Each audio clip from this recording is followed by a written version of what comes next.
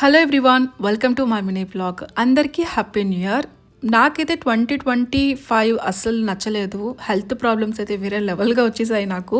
So కొన్ని videos మాత్రమే shoot చేసేదాన్ని, అప్పుడప్పుడు షేర్ చేసేదాన్ని. ఇంకా నేనైతే కంప్లీట్గా వరలక్ష్మి వ్రతం నుంచి కూడా వీడియోస్ కొన్ని ఒక 6-7 షార్ట్స్ వీడియోస్ అయితే షూట్ చేశాను. అలానే ఉంచేసాను కానీ షేర్ చేయలేదు. అంత సివియర్గా ఉందన్నమాట. ప్రజెంట్ ఇప్పుడిప్పుడే కొద్దిగా రికవరీ అయితే అవుతూ వస్తున్నాను.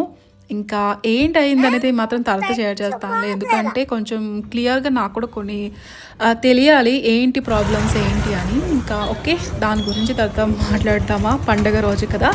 సో బ్యాడ్ మెమరీస్ గురించి తలుచుకోకూడదు. ఆ రోజు వినాయక చవితి కాబట్టి ముందుగా నేను ఇంట్లో నా ప్రసాదాలన్నీ కూడా ఆల్రెడీ రెడీ చేస్తాను. బయటకి అయితే వచ్చేసి ఇంకా వినాయకుడిని అయితే తీసుకుని వచ్చేసాము. ఎంత ఓపిక ఉందో నాకు అర్థం కాలేదు, కానీ దేవుడిని తలుచుకుంటూ అలా ఓపిక మేరకు నేను చేసుకుంటూ వచ్చాను. సో ఇలా సింపుల్గా పూజ చేసుకున్నాను. ప్రతి ఒక్కటి కూడా ఒక మెమొరబుల్గా ఉండాలనుకొని కష్టమైన చిన్నగా క్లిప్స్ అయితే షూట్ చేసుకున్నాను. ఫేస్లో ఏదో అక్కడక్కడ స్మైల్ ఉంటుంది, కానీ మనసులో ఎంత ఎలా ఉంటుంది ఏంటి అనేది నాకే తెలిసేదన్నమాట. అసలు నాకు లాస్ట్ ఇయర్ అనేది నేను మాటలతో చెప్పలేను, అంత సివియర్గా ఉండేది. సో అర్థం కాదనమాట, ఎందుకు అలా అవుతుందో కూడా అర్థం కాలేని సిచ్యువేషన్స్. సో నేను డీటెయిల్స్గా అందరికీ అర్థమయ్యేటట్టు షేర్ చేస్తానండి. కొంతమంది లేడీస్కి అయితే బాగా యూజ్ అవుతుంది. సో నెక్స్ట్ ఇంకా పూజకి ప్రసాదాలన్నీ కూడా నేను ఇంట్లోనే చేశాను. ఇంకా దేవుడిని తలుచుకుంటూ అలా కొద్దిగా చేసి పూజ కంప్లీట్ చేసేసాము. ఈ సంవత్సరం చాలా సింపుల్గా చేసుకున్నానండి.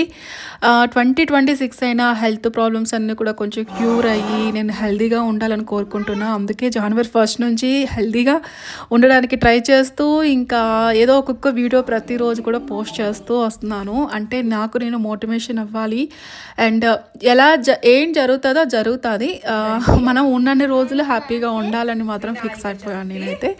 సో నా ఫ్యామిలీ గురించి నేను చాలా ఆలోచించాలి, నా కూతురు గురించి, మా ఆయన గురించి చాలా ఎక్కువగా ఆలోచించాలి నేను. నా వల్ల వాళ్ళు కూడా చాలా వరకు వీక్ అయిపోతున్నారు. నేను హెల్తీగా ఉంటే వాళ్ళు హ్యాపీగా ఉంటారు, నేను డల్గా అయిపోయానంటే వాళ్ళు కూడా ఇంకా చాలా మూడ్ ఆఫ్ అయిపోతారు అనమాట. సో నెక్స్ట్ మినీ బ్లాగ్లో మళ్ళీ కలుద్దాం. బాయ్.